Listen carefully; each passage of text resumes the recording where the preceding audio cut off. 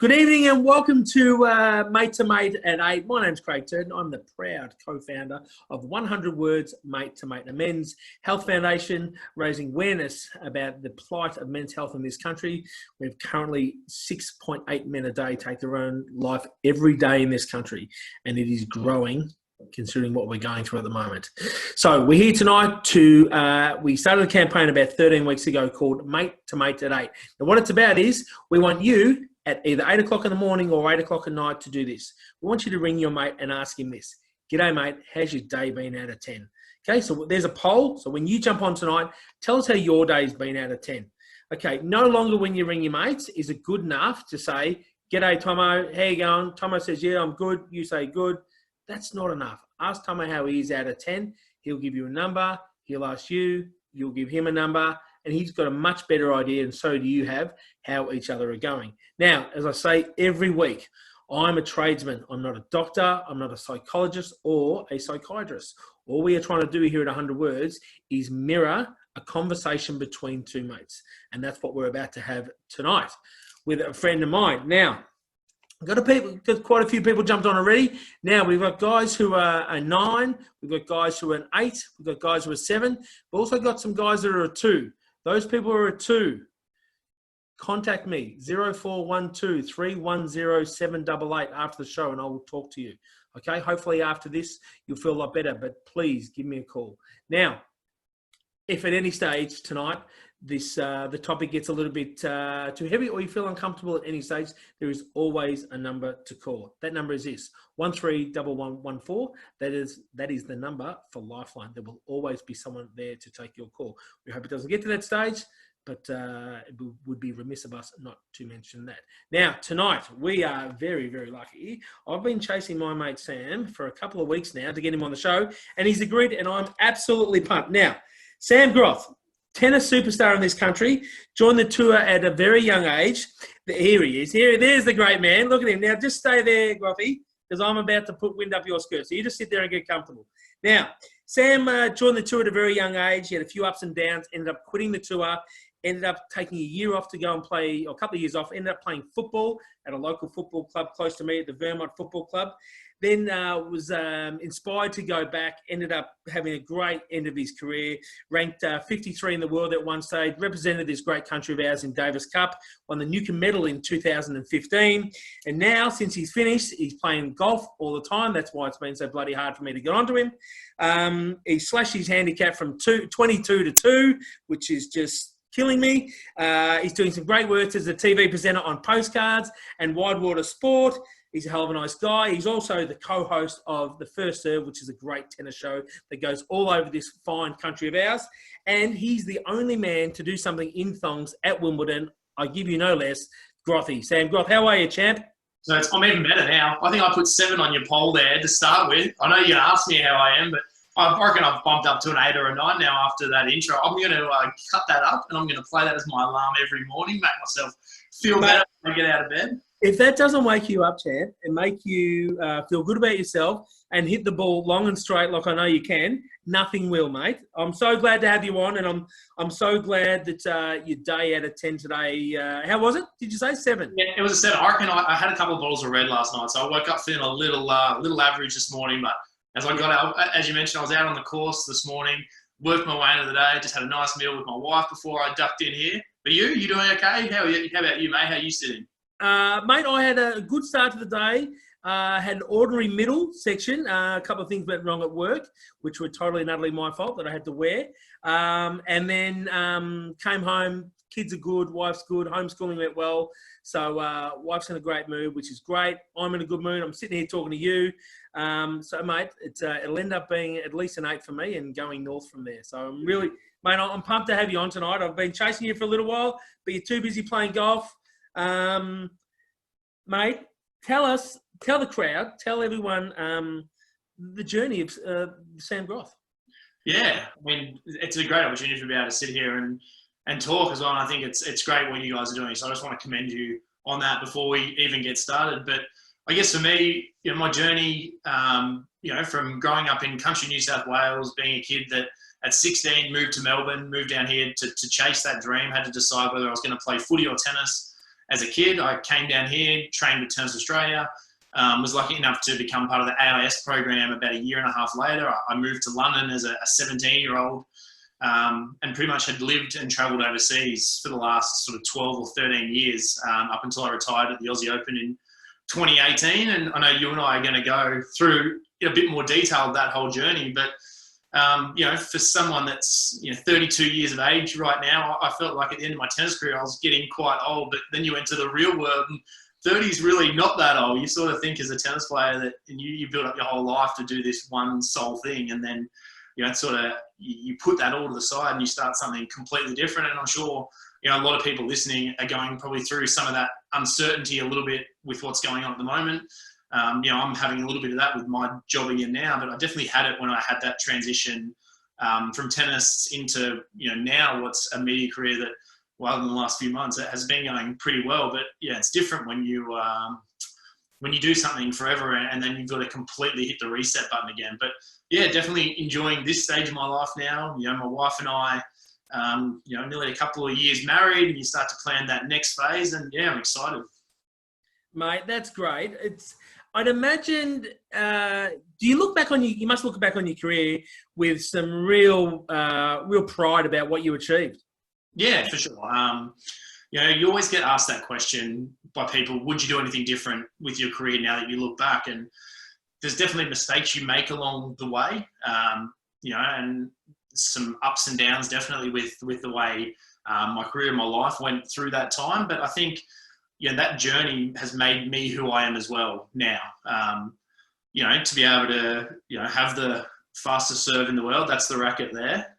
So I'm pretty proud of that one. That was the actual racket. I didn't mention that in the preview, did I? I do apologise, mate. But I've got my Davis Cup stuff behind me.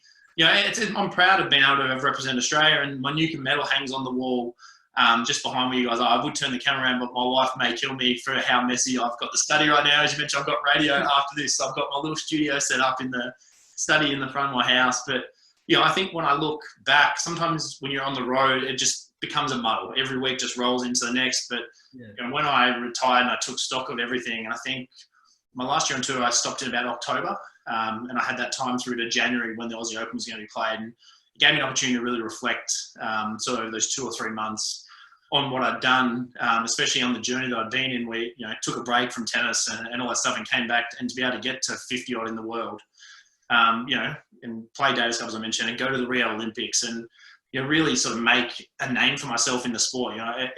It's something I look back on and I'm extremely proud of myself as well. Mate, to be ranked 53rd in the world in anything, let alone tennis, which is a worldwide sport, is an absolutely huge achievement. Now, mate, let's go back to you're a 17-year-old kid from the country, as you said, and you end up coming down to busy old Melbourne and end up in London as a 17-year-old. Mate, just talk us. Let's start there, and we'll shoot through and talk about where it went from there. Yeah, I mean, I think growing up in the country, you play every sport. And as I said, footy was my real passion as well as tennis. Made the final of the Australian Championships, got invited to Melbourne. My parents said, no, you go down there and chase that. And then my parents moved down about 6 months after I did. I lived with a family down here. My parents moved down, and then about 6 months later, I moved to London. So they tried to follow me, and I kept trying to escape. But they supported me a lot through that early growing up stage. And then I think when you're a 17-year-old and you move overseas, and people sometimes don't look at athletes generally, and I think tennis players quite often in this country, people look at them spoiled a little bit. I think that's sort of probably the perception sometimes. But when you're a 17-year-old kid and you move overseas and you're funding your own career and you've got to deal with contracts and flights and budgets, and you grow up very quickly. So that period for me from sort of 17 to 21, I felt like I really grew up fast. It's different when you're living overseas, and it's not easy playing the lower level tournaments. The money's not great, but it's a pretty exciting time in my life too. Like a good bunch of guys that I was traveling with, and it was enjoyable. Super exciting, and it looks good. And as a 17-year-old, you'd be like, "Hey, I'm living the dream." But when you're playing in the back skirts of, Berlin or wherever you're playing, say again. Algeria, yes. On the sandy courts in there, round one of a satellite tournament, and you happen to go down. You're not getting a lot of biscuits there to pay the bills, and then you have to fly somewhere else to try and get even further before you even make the main draw. It's I'd imagine as a 17-year-old, it's pretty daunting. Yeah, I think that never really changed through my whole career. I always say to people, and it sounds a little bit negative, but I always felt like the highs were never as high as the lows were low. Yep. My career, I won a bunch of Challenger singles titles. I won 2 ATP doubles titles. I never won an ATP singles title. You deal with every week of your career with losing, and everything you do rides on wins and losses. So you always talk about the sport, about the process, and doing everything you got to do. But in the end, how you go each week and how you look back on that week is reflected on whether you won or lost. Yeah. And when you lose, you've got a week or 4 days or 5, however long where you've lost in the tournament to get yourself ready for the next week. And you have a few bad weeks in a row and you've played 4 matches in a month. It catches up with you. You talk about when you win an event. I remember being in Vegas, winning a tournament. Was the last ever Challenger title I won. And you think, how amazing, you won a tournament in Vegas. But you finished on a Sunday evening. There's only you and the guy you played in the final still in the tournament, still at the tournament. Everyone else has gone to the next week. He doesn't really want to have a beer with you. You've just beaten him in the final. He's not necessarily your best mate. Unless you're going to shout. Yeah. And then all you're doing is trying to go and play into the next tournament that's Sunday night. The next tournament starts Monday morning. Yeah. So you never get the time to really enjoy those really good weeks. And I think for me, that's why I decided to stop in the end. It was I wasn't enjoying I wasn't enjoying those really good weeks anymore, and the work that I had to do to have those good weeks. And I didn't feel like those highs were high enough. And, as I said, I wanted to come back and have somewhat of a normal life at a decent age as well. Yeah. Now, things got pretty tough there for a while, and that's why you left the tour. Tell us about that. Yeah, so 2011, I mentioned you up pretty quickly. When you move away, and I got married at a young age. It wasn't the right decision now that you look back, and when that split happened and you come back to Melbourne, I needed to get away from tennis. I wanted to completely get away. I felt like the sport at the time had abandoned me a little bit, something I'd applied myself to. And I came back and I was in the process of joining the MFB, the Metropolitan Fire Brigade. I sat the exams for that. And, I actually went, as you mentioned, I went and played footy at Vermont, just rocked up there. I knew one of the fitness trainers. He'd been a fitness trainer at my brother's footy club. He said, yeah, come down and have a run. And, I just wanted to do something. I'd always loved my footy, as I mentioned, and I just wanted to try something different. And, I went down there as a guy that, hadn't played footy in quite a while, and, had a run around. And, that year, or that sort of 6-month period for me where I played footy, it really sort of, the footy club, and then also I think having a bit of perspective on life from this guy that was a 17-year-old kid that had just played tennis to, this is what it's like to go and coach every day for a living, and then to try join the MFB and what life looks like living in Melbourne. That year really helped me. Those guys at the footy club helped me a lot. I leaned on them. I think they understood there was a tough time that I was going through. And for me to have those guys there, that helped me. And that's also the time when I met my now wife. So, it wasn't like at the time that's what I was looking for, but the situation that I found myself in from in that struggling time to then having this sort of group around me, it really helped build me back up. And it's the reason I went back on tour and decided to do things a little bit differently in the way I applied myself. And, I mentioned this the other day, but, I go and have a break from tennis. I go back and play footy, and I come back and get to 53 in the world, and everyone says, what an incredible story. This kid was playing footy at Vermont a couple of years ago, and now here he is at the Aussie Open making the 3rd round. And then Ash Barty goes and takes a break from tennis, goes and plays cricket, and come back and she's number 1 in the world and wins the French Open. My story doesn't quite look as glamorous anymore as it once did. She sort of knocked me off for having a break and playing a different sport, and coming back as a success story. It made me look a bit average. Grothy, we both know that you are a trendsetter, my friend, and you are a visionary, and you did that, and Ash is just following in your footsteps, mate. We both know that, and now everyone does. Hey, mate, let's just go back a step. You said that you felt as though tennis abandoned you. It's, I suppose with, what we're all going through at the moment, and men's mental health and mental health in general is such a huge component that we all live with today. You just said you felt a little bit let down and abandoned because of the way tennis is set up as an individual sport. Is that more so the reason? Yeah, I think it's the way the sport is. You come out in and out of the tour at different times, and up and down at different levels depending on your ranking. And even though you might be my mate traveling with me this week, if we play each other in the tournament, we want to kill each other. We're all of a sudden we're not mates anymore. For that time that you walk on court, and it makes it hard, that relationship, when even though you may be traveling with someone, you inevitably play them. I remember I played a guy, James Duckworth, who I was sharing a coach with. We played each other 5 times on tour. It makes it hard because that's someone you're close to, and I'm still close to those people. But then all of a sudden, because you're so solely focused on what you're doing in that environment, I've now retired, and it's hard to stay in touch with any of those people because they've still got that sole focus. Yeah. My group of friends now stopped playing. I still play golf with Leighton today, so. Obviously, a guy that's retired. We're both back here in Melbourne, play golf together. We have that similar interest now.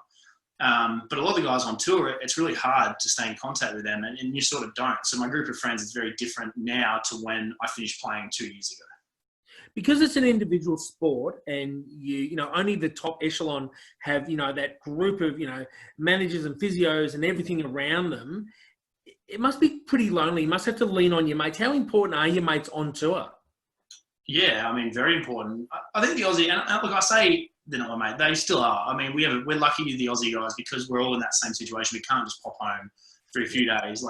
There is a close group of guys there, but it's very much a close group when you're in that environment. Once everyone goes back and does their own thing, back to their families, back home. But yeah, man, it's really important. I mean, it's probably now even just as important. I mean, obviously, uncertain times. Right now, like yesterday, I was having a bit of a shitty day. Just to pick up the phone and speak to a couple of people. I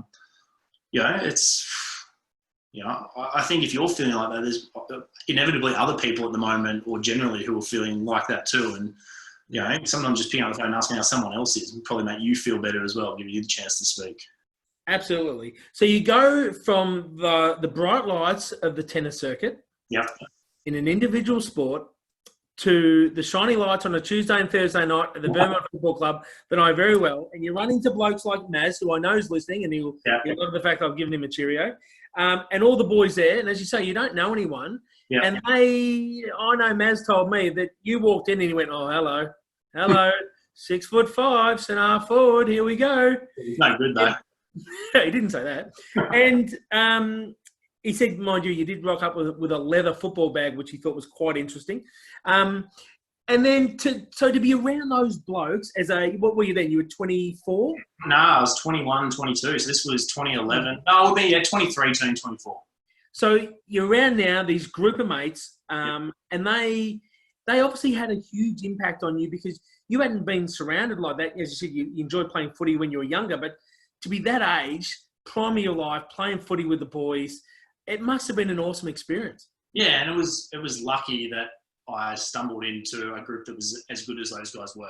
And I think somewhere deep down, they probably knew that it was a tough time, and they definitely helped me through that. I think they probably knew that, and you mentioned that as if they're watching this, they're obviously involved with this sort of stuff. They understand how important that is. Yeah. But yeah, definitely. And who knows, if I hadn't have stumbled into a group that was like that, would I have gone back and played tennis? If that wasn't my environment, would I be sitting here having this talk to you in the situation that I'm in right now? I don't know. Life could look very, very different. So in a way, I'm lucky that I had that group that probably understood where I was at. Yeah. Yeah. And just having them together and being able to. And it wasn't ever a conversation where this is how I feel, this is what I need. I think it just sort of happened. I think a footy club, sometimes you're lucky that you have a group of guys that you see guaranteed 3 times a week, or a Tuesday, a Thursday, and a Saturday. Yeah. And then for me, I really enjoyed having someone to ride those highs and lows and wins with too. So for the first time, I'd win with 20 blokes. I'd lose with 20 blokes. I wouldn't win or lose by myself. Yeah.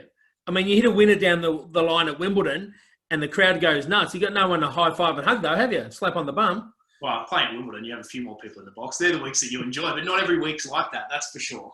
Exactly. Now, mate, I'm so glad you had that experience, and obviously that was pretty important to you. So then you go back on the tour and absolutely tear the thing in half. Yeah, I think it was just the perspective that it gave me. And, when I went back on tour, it was the start of 2012. I only played 15 events, which is, very, very few. But by the time 2013 rolls around, you're 26. And then 2014 when I broke the top 100, you're 27. I think your understanding of life and your perspective changes a little bit. And you realise that like my career from 2014 was done in 2018. So you've only got this short period of time, and you want to make the most of that period. I think, would you change it? I said earlier, I wouldn't change anything, but it does get away from you very quickly, that sort of career. And my wife and I had this conversation yesterday, when we were coming on, and she knew I was coming on to chat, was, sometimes, and obviously you're doing around, but the Shane Tuck situation in the last day or so, condolences to all his family and everyone and his friends, but sometimes as an athlete, everyone looks at it as this glamorous life, and it's great when you're in the spotlight and everything's fantastic, but when you stop, you don't have that driving force every day that gets you up, and what are you working towards, and you don't have that adrenaline rush of walking into a court of 5,000 people. You go from that to getting out of bed, and it's not complaining, because people do this every day. They get up and they go to work, and there's nothing wrong with that. But you go from this like really high, spotlight life that's high adrenaline and riding the roller coaster, to every day getting up and you think, well, what's my purpose when I get out of bed today? And you sort of lose that a little bit. So how has that affected your mental health? I mean, you said that when you left the tour when you were a lot younger was pretty hard. Having left the tour in recent years, was it a much better exit this time or not? Yeah, it was, because I'd planned. So I knew when I came back as well that media was a path I wanted to go down. I wanted to, be involved in broadcasting, and I started to plan for that. So every time the Australian Open would come to Melbourne, I'd put my hand up to commentate a match or jump in, or if there was extra media work at Davis Cup, I'd always put my hand up to be the guy to do that. And I planned for that's what I wanted to do after. So when I retired, you don't have guaranteed work locked down, but you've at least got an idea of where you wanted to go. Yeah. And things were going really good. I mean, this year, obviously, like most people, it's gone to shit. There's no tennis being played really worldwide. I was supposed to be in the States. That's why we had a hard time getting this interview time together. I was meant to be in the States and leave 2 weeks ago or 10 days ago. I was meant to be on a plane. My exemption came through a day late, so I've lost that work in the US as well. I was an ambassador for the Grand Prix when that event got cancelled. Just like everybody, the spanner in the works of 2020, it's tough, and you try and find other ways to fill your days, and what that motivation to get up, where is that driving force, is something you've got to find again. So your mental health now versus the way it was, I mean, going from, as I said, the bright lights to now, it's such a huge transformation. Yeah. Is there a feeling of loss or awkwardness or? No, I think I definitely don't miss the training. I definitely don't miss the day-to-day grind of being on the road. I miss that adrenaline rush, that butterfly feeling of walking out onto a crowded court. You don't get that in your regular life, but I love the work that I get to do. I like still being involved in tennis through my broadcast work. Last year I was going out to regional New South Wales areas like where I grew up, and doing camps and school visits, and I really enjoy that side of things. I don't love getting on court hitting, but I like trying to get other people into the sport and doing my best to promote the sport. I love my work that I do with postcards. I get to go out to restaurants and I get the chance to tell the story of people, of what they've created. If you've got a restaurant and you've created it, I'm the voice now to let that person, show their excitement and brag about what they've been able to create. And that's a really nice environment. Every time you go to work, everyone's excited to have you there. And I have a great crew that I work with at Channel 9 through all that. And I'm lucky that I get to help tell those people's stories and bring them enjoyment. I think sometimes bringing enjoyment to other people, and seeing them be happy, it affects you in a great way too. And I've always sort of said that I don't like to adjust how I feel to make someone else happy. If I'm happy, people should be happy for me, around me. And I think I enjoy seeing other people when they're happy like that. And that's a great attitude to have. If more of us had that attitude, that would be great. Now, we spoke the other day. When was the last time you hit a ball? A tennis ball? Yep. It'd be January. Probably January. Yeah. Yep. Yeah. No, well, I haven't been out on the court. If I get spent out, I'm on the golf course. Yeah. I'm not. My wife, she played college tennis in the US. She'd love to get me out on the tennis court. No, she knows I don't enjoy doing it. So I go to the golf course. I get up early, go play. She's still in bed. I can't get yelled at early in the morning. I leave before she wakes up, and I come home and deal with it then. Better to seek forgiveness than ask for permission. That is my philosophy. And there's a life lesson for everyone watching. Yeah. So golf's obviously really important to you now. So before we talked about the other day, when you were playing, the effort you put in the gym and on court was traceable to your result at the end of the week. Yeah. Where now it's like, well, if we go to the gym, yes, I get some physical fitness, but mate, you obviously have fallen in love with the little white ball, and going from a handicap of 22 to 2 is staggering in 2 years. It makes me sick. Exactly. Tennis, mate, just long and wild. Don't know where it's going. But how do you find that? Like playing golf for you when you're out there with your mate, do you find that having your mate there for 4 hours rather than a 15-minute chat, do you find you're having some really in-depth conversations a lot more than you would have normally? Yeah, and there's probably a couple of things. So I'll touch first. When you're playing tennis, you're right. All the effort you put in culminates in wins and losses, and it's very easily trackable. How you're going. If you win, your ranking goes up. If you're doing the hard work, you win matches. You can see it every week how you're going on the tour. Your bank account gets better. In TV, it's not really like that. You might be doing an amazing job, and someone tells you you're doing a great job, but you don't do a great job and automatically get something else. You've got to wait for someone to tap you on the shoulder and make a judgment on how they think and where you can fit. In tennis, if you're good enough, they can't stop you moving up. So that's definitely been an adjustment. And you talk about golf. I love it. One thing for me, it's filled my competitive void playing golf. So I needed something to curb that. Just because I stopped playing tennis didn't mean I'm not competitive anymore. I definitely still am. Golf's been a way to curb that. But when you're spending 3 to 4 hours with 1, 2, or 3 guys, now it's only one, but 2 or 3 other guys with no one in 200 or 300 meters of you.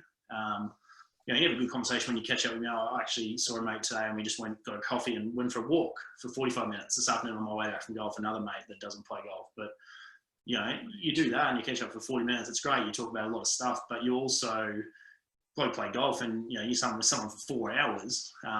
You touch on things. It's a long time, 4 hours, if you're not talking to the other guy. You definitely touch on some stuff that probably wouldn't happen if you picked up the phone for 5 minutes. Yeah, because it's that face-to-face and you're out in the environment and you have your bad shots, you have your good shots. So you're getting people, showing some real emotion as well. So that, I'd imagine, adds to it. Now, mate, you are known for worldwide as having the fastest serve in the world at 263. Just punch one out there. Now, that was in... Oh, look at those... Look at the... Sun's out, guns out. I love that.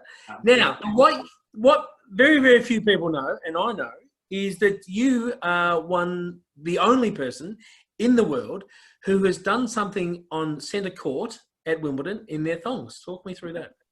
So 2015, I played Roger 2014 at the US Open, so I was okay with going out to play Roger Federer, centre court Wimbledon, Sportsman Saturday, 3rd round, playing great, grass court season, been awesome. But when I played him at the US Open, you get to go out and you get to practice on Arthur Ashe Stadium. You're not going to wear the hard court out, feel the stadium, what's it feel like? Look up, okay, that's my surround. It's very different with a full stadium, but at least you get to go out there. At Wimbledon, you don't have the luxury of being allowed near centre court. It's reserved for 3 matches a day for the tournament. That's it. No going near it. And I didn't even know where it was. I didn't even know how to get to centre court from the locker room. It's not somewhere I'd ever been near. And the guy who walks you for the matches came and said to me in the morning, I just had my warm-up outside and I was going to get some lunch and I was dressed in a T-shirt and some shorts and some thongs. Definitely not match attire and definitely not suitable for the Wimbledon members areas. And said, and not white. I said, no, I've never been out there. And he goes, how about I take you for a walk? And I said, when? He goes, are you ready now? And I said, well, I'm dressed like this. And he sort of looked at me and he went, we've got to walk through the members area. I said, mate, I'm getting ready for a match. All right, come with me. And I walked through the members luncheon. So you walk through the members lunch. I'm literally dressed looking like a bum. Like I've got my hat backwards and I actually took my hat off. But I've got my thongs on, walking through the members lunch. And you can see people looking and going, why is this guy walking through our lunch dressed like that? And I walked out and you stood on the side of the court, at least got an idea of where you're walking. And when we got down to the court level, the guy said to me, he goes, mate, Sam, just so you know, I think you're the only person ever to walk onto centre court wearing your flip-flops. He said no one would be allowed anywhere near that members' dining area and this area dressed like you are. And I think at least then when I walked onto court later, it would have made sense for people why I was going through there and why I was maybe dressed like that. But yeah, no, I mean, for me, what an experience that was well playing arguably the greatest player of all time on that such a traditional court. It's definitely a memory, and it's one of my favourite photos. Is me standing there just after I won that third set with the Wimbledon scoreboard behind me. It's a pretty memorable experience. How when you walked on, was there part of you that when you're getting dressed to go out and they come and get you, did you think, I'm just going to whack the thongs on again and hope no one, I'll just whack white thongs on and see if I can get away with it? No, mate, I was very, very regimented. Like, once I got into match mode, everything had to be perfect and everything was put on in specific. Like, it makes no difference, I don't think, but very superstitious. Right sock, right ankle brace, left, right shoe, same order, tied the same way, rackets the same way in the bag. Like, everything was always exactly, because then I couldn't blame anything. If my rackets were out of thing and something was wrong, I'd have an excuse. So you'd always make sure everything. So no, definitely no thoughts of walking back out in my thongs. Now, clearly you haven't kept that up because you said the study was a bloody disgrace before. So your wife is going to hear that and go, well, he does not like that at home. No, well, she openly said that. She doesn't need me to say the study's a mess to say that. I think she even did a little tidy up in here today, and I said, don't tidy too much. I don't know where it is. I have organised chaos. Even though it's a mess, I know where stuff is. That's the main thing. And what about your golf bag, mate? When you put your club back in the same spot every time? Yeah, You're pretty anal about that? Yeah, same way. Yeah, everything's got to be in its place, mate. Mate, what a childhood dream to be able to walk out centre court against the greatest player you, me, and everyone watching will ever see. Must be stuff that you just dreamt of as a kid, and to be walking out there, you must have thought, well, he's the best player in the world, but he hasn't worn thongs out here. I've got you on that, Rog. Well, it was the experience of playing. Obviously, I said I played at the US Open. I lost in straight sets. I played in Wimbledon. I played a really good grass court season. It was such an amazing experience. I mean, I would have liked to have won, of course, but to have that, it's something I remember and I'll always remember. And I held myself to good account, but I played on that court. I tell you, it wasn't as good of an experience playing Rafa on Susan Longline at the French Open when I'd come back from foot surgery and I hadn't won a match in about 2 months, and I draw the guys, won the French Open now 12 times, and it rained for 3 days before the match. That was not quite as memorable of an experience. Well, it was memorable, but not for the right reasons. Yeah, but you nearly made it into the second week. If it took 3 days to go, you nearly made it into the second week, mate. Oh, mate, the first time I ever made the last 8 clubs, so if you make quarters or better, or the last 8 of any event at a slam, you get passes for life, basically. And French Open was the first tournament I ever did that. I made semis or doubles at the French Open before I did well anywhere else in the world, basically. So if there was a trivia question saying which tournament does Sam Groth hold the last 8 at a tournament, everyone would say probably Wimbledon, because I love playing on the grass. But it's actually Paris where I have my best results. So. Wow. Yeah. Hey, mate, we've got a few questions here, and one from here we go. One from a friend of mine. I'm going to name him, Russell Doig. I know where you live, Russ. He said, when you're ready to have a hit of tennis again, don't call me. Don't call me. This is coming from Russell, who I would beat 6-love, playing left-handed. So he's had a bit of a dip in me there. I'm not copping it.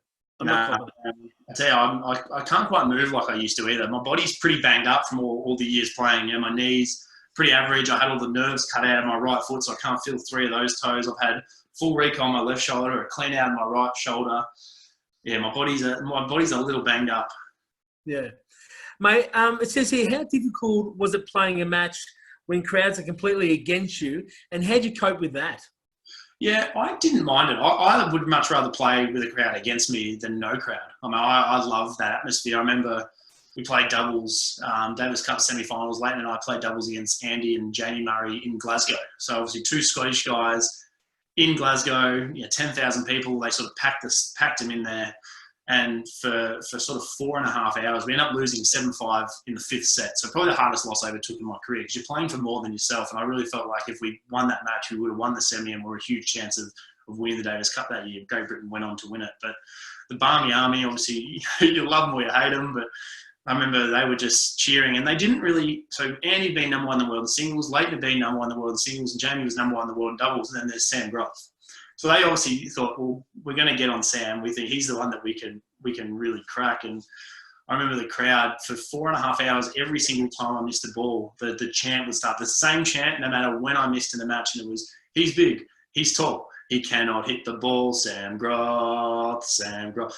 And when we won the 4th set from match points down to push it to a 5th, and Leighton went to give me a high five, and I just turned straight away from him and started running towards the side of the court where the big Barmy Army section was. And I started giving them these ones. I'm like, Yeah, so I love it. I didn't mind the old crowd against me. Clearly. You've got that from your footy days, mate, when the umpire's giving you a bad decision. Yeah, I've got a bit of fire in me. How cool was it? So you play an individual sport for such a long period of time. You go and play footy with the boys down at Vermont, and then Davis Cup. Was that good for you? Was that where you thought, this is awesome? You be with the mates, one objective, whole team mentality. That brings out. Did that bring out the footy in you? Yeah, I mean, I've always loved playing for something bigger. I played some of my best tennis. One of my best memories was 5 years ago this weekend, actually, from a Davis Cup tie in Darwin, where we came back from 2-0 down, and you're playing for the guys on the bench, and you're playing for the country and for the crowd, and it's a different feeling, but it's a definitely different pressure as well. And I think the hard thing with Davis Cup is that you're bringing, as you mentioned, you bring 4 to 5 or 6 guys together who play for themselves every week of the year. And then you're expected to all come in and do the right thing for the team. And, 4 guys in a team, someone inevitably misses out at those ties. And then they've also got to sit there on the sideline and cheer for everybody. And, it's not, luckily every tie I went to I actually ended up playing. So I never had that experience. But I'm sure it's not easy for those guys either, because they all want to be in the position that you're in, playing in the green and gold. And then to sit there and have to support for that week, it's not easy either, that environment. So people ask why do some players thrive in that environment? Why do some players struggle? But it's definitely a different pressure playing Davis Cup. It must be amazing though, wearing the colours of your country, and when the crowd's behind you and you're up and about, and even when you're down, to be able to get them to help you rise and come back. So how do you substitute that feeling now? You can't. Yeah, I mean, you can't. Like, there's no. Yeah, I mean, I haven't had kids yet. I haven't had all that experience. So, maybe when that happens, that's obviously going to be a different feeling. But, when you play Davis Cup, especially when you play at home, and the first day when they introduce you out and they say, the Australian team, and they announce you on the court, and you stand there and you sing the national anthem and you exchange banners. I mean, it's a pretty remarkable feeling. Nothing that you do now compares to that feeling. You get married, unbelievable feeling, but that was one day. Yeah. You don't have that continued feeling of going out there and exactly. You don't really get that. And I think you learn to deal with that. You can't really substitute anything, because there's nothing that substitutes that feeling. Yeah. You try to create situations, or feel like when you play golf, it's like the most important round you're ever going to play. But it's not the same feeling. No. How do you? What are some tips now that, because of that? What are some tips now that you're obviously very in tune with your mental health? What are some tips you've got that you use and you have to use to make sure that you don't have, like you said yesterday, you had a pretty shitty day? What do you do to make sure that doesn't happen and get a hold of you? Yeah, no, I don't think that I'm great at it personally. You sit here and you say that you try to do these right things. And yesterday I spoke to people, but that's probably not the norm for me. I think that generally, you go inside and you want to be the strong one, especially in this period we're in right now as well, even more so. Like when things are worse, you probably don't want to show that you're feeling like that. So I'm probably not great. I'm still getting better, and it's a conversation that I have with my wife, and even just picking up the phone yesterday is probably something I don't normally do. I've done it before, but it's not something I do that well probably. So I'm still getting better, and I think as guys, we all probably find that a little tough and challenging at times to pick up the phone and to be vulnerable. So yesterday, I mean, it was having a shit day, but it's probably a little bit of an anomaly for me that you go and you do something about it. Yeah. Well, that's what we're all about, mate. We think it's really important for guys to ring their mates at any time of the day and just simply ask them, how's your day going out of 10? Yeah. And they can give you that information, and you've got a really good idea of how your mate's travelling. Mate, it's been an absolute privilege and a bit of a laugh to have you on tonight. You're a good man. I really, really appreciate you coming on and telling us your story. I know the boys from Vermont will be wrapped that you've given them a bit of a plug there. And mate, a huge thanks to you. A huge thanks to Brett Phillips from the First Serve for organising this tonight. And absolute privilege to have you on, mate. I'm really glad. Thank you. No, mate, thank you. And I appreciate everyone that tuned in. It is a tough time for everybody, and if this, me speaking to you has made someone's night a little bit better and gives them a little bit more understanding on what the tennis looks like. So maybe when you give Nick Kyrgios a bit of a hard time, you understand that it's not all glitz and glamour and easy for a young kid out making their way. But as you said, I love that, you offered the guys a chance to call, and what you guys are doing is awesome. And I think just everyone together, we've all got to change the perception, I think, of men's mental health and how men are supposed to be sometimes. So I think it's awesome what you guys are doing. And same thing. If anyone, my social media, handles are out there. If anyone ever just wants to send a question through, I'll do my best to try to respond to anybody as well. Mate, thank you so much. You're a star. Great to catch up with you. And, mate, keep hitting them long and strong and see if you can get down to scratch, hey? I'll try. I'm going to get out there first thing tomorrow morning. I do radio tonight, straight to bed, and then go before my wife wakes up. You're a good man. Absolute great to talk to you, mate. Well done. Thanks, Grothy. Legend. Thanks, Turts. Appreciate it. See you, bud. Hey, what a star he is. Ripping bloke. Went through a fair bit. Quit the tour. Got back on. Big rap for the blokes down at the Fairmont Football Club and how mates are so important. This guy's come off the glitz and glamour of the tour.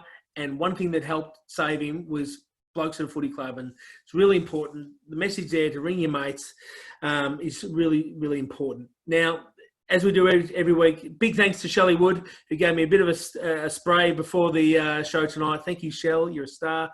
Love everything you do for us, from Splice Communications to Atlas Equipment Finance. Matt Atkin and the team there do a great job and do a hell of a lot for us here at 100 Words Mate to Mate. To Brett Phillips, Sam's co-host on The First Serve. Big thanks to Brett for helping us out here tonight with Grothy. Huge for what they do in the community, particularly in the tennis community. And to my intrepid producer, the board member of 100 Words, Mr. Matt Walton. To all the board members at 100 Words, you're all busting your backsides, and I love you all. Thank you so much. Next week, we've got Woodsy, Mason Wood, live from the hub up in, we're in North Melbourne at the moment. I think they're in Queensland or Sydney, wherever they are. He's live from the hub, telling us how it is for an AFL footballer in the hub at the moment. We spoke to Woodsy at the start of the year, and North are having a bit of a rough trot at the moment, but, they're all doing what they can do. Not only the players, but the administration and all the staff. So we're going to touch base with Woodsy next week. Hope this week for you is an 8 out of 10. Put a mask on. I'll see you next week.